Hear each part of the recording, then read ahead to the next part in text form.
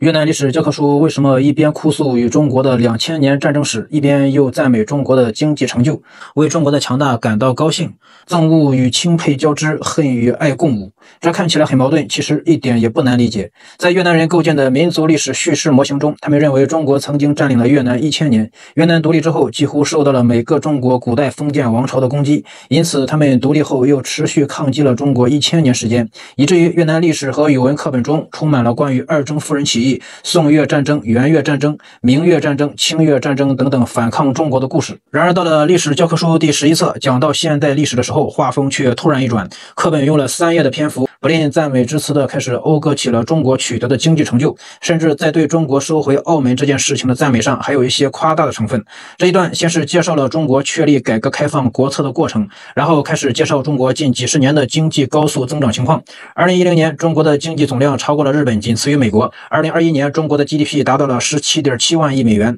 中国经济的增长改善和提高了中国人民的生活水平，使中国成为了世界经济的重要增长引擎。这个图表的意思是1978年中国 GDP 总量仅占世界的 3.1%， 而到了2020年中国 GDP 总量却达到了世界 GDP 总量的 18.62%， 中国的外汇储备世界第一。2021年中国人均收入超过了12500美元，2016年到2021年间，中国稳定脱贫人口达到了6000万人以上。1992年中国开启太空探索计划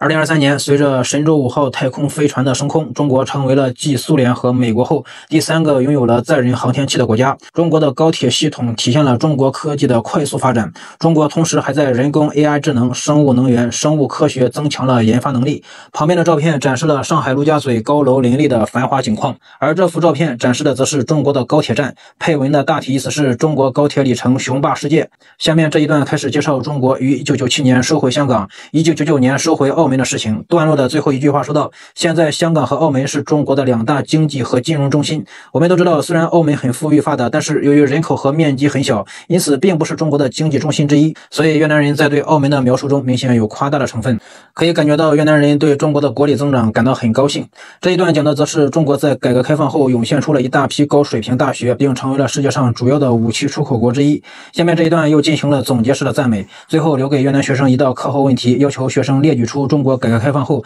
取得的主要成就，并说明中国的改革开放成就对越南的经济建设有什么经验和意义。很少有国家会这样在教科书中赞美他国，特别是赞美与自己历史恩怨很深的邻国。越南之所以会如此不吝笔墨的赞美中国，我认为主要的原因是因为越南与中国的制度和意识形态非常的相似。赞美中国就是赞美越南自己的制度和意识形态，摸着中国过河，给予越南人民建设国家的信心。